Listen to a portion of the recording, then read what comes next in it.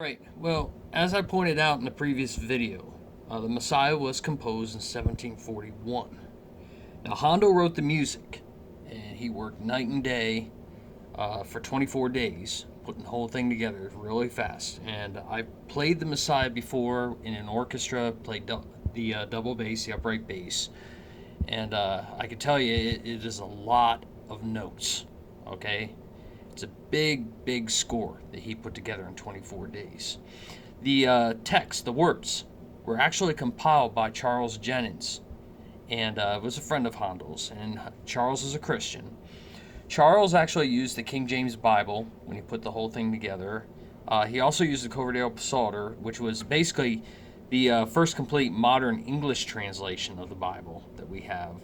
And he used a version of Psalms, which was actually included in the Common Book of Prayers, which, as it sounds, is just a book of prayers. Interestingly, much of the reason why Jennens wrote it was written basically as an evangelical tool. And basically, there were a lot of false teachings.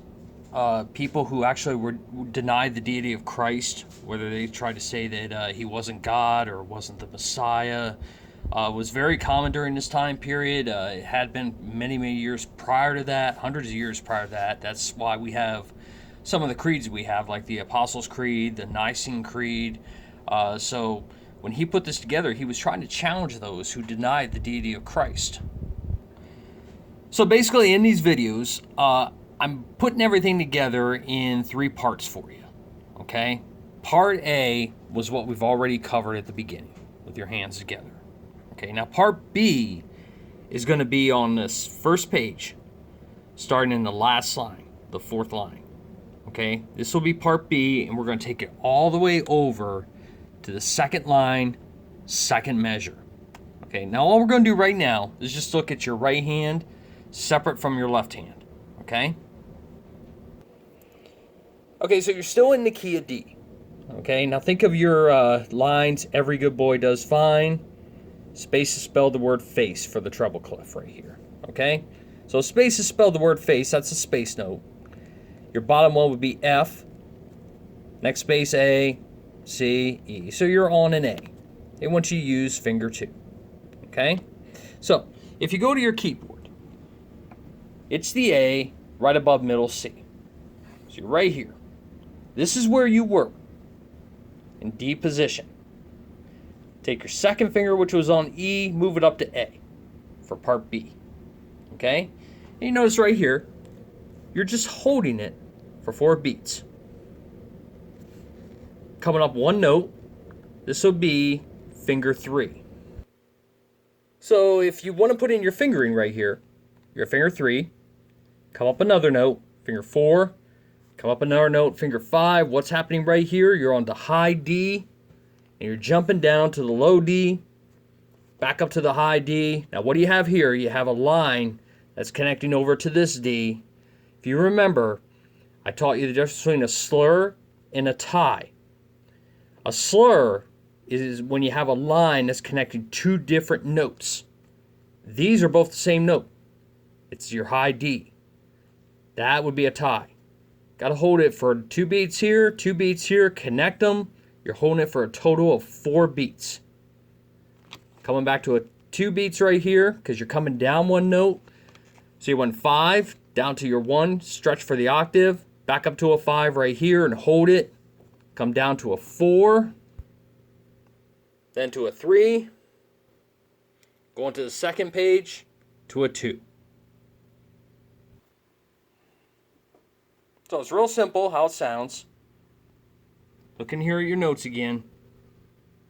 Holding this for 4 beats. 1, 2, 3, 4. 1, 2, 3. Oh, I'm sorry. C sharp. Sorry. My bad. Once again. 1, 2, 3, 4. 1, 2, 3, 4. 5. Now you're going to stretch to the low D. Back to the high 5. Right here. Hold it for 4 beats. Come in on the 4, 2 beats. And then back to the 3. 1, 2, 3, 4 to the 2. 2 beats. And then after the 2 beats, make sure you rest. You're going to need that because you're going to have to move your fingers again. Okay? So once again, make sure I get my sharp this time. That's very important because you're in the key of D, 2 sharps, F sharp and C sharp. Ready? 1, 2, 3, 4. 1, 2, 3, 4. 1, stretch. 1, 2, 3, 4. 1, 2, 3, 2, 3, 4. 1, 2, rest. That's it. So you get to this next section right here, and what's happening? You're moving your second finger from the A down. First line. Think of your lines. Every good boy does fine. First line is an E. Okay, second finger is on E. That means the next note up, the F, which is an F sharp, make sure you put a third finger there. Okay? Now, it's really important. You're doing a lot of repetition right here. It's really, really important to notice how many times you're doing this little part, this little motive right here. So you're going 2, 2, 3, 2. 2, 2, 3, 2. 2, 2, 3, 2. 2, 2, 3, 2. 4 times. Unlike the ending, which you're only going to do it 3 times. Okay? So for the top part right here, you're right here on the A, coming down to the E.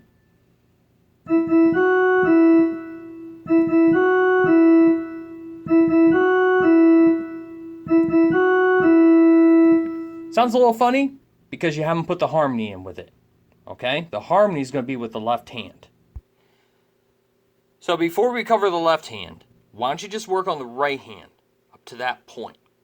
Okay? That's where we're going to stop before the next lesson. And then we'll see about trying to put our hands together. I'll teach you the left hand, starting in part B here. And then we'll see if we can try to put it together. Okay? But between now and this weekend, I want to see where you're at with trying to see if you can put your hands together at part A, getting down here to part B. All right? Now, I do want to point out a couple things about the entire Messiah piece. It's a 3-part piece. Okay? So when he wrote part 1, if you haven't listened to it yet, if you haven't listened to part 1, it's all about the prophecies. Okay? It's basically about the prophecies of, like, pointed out in Isaiah, with the Psalms even.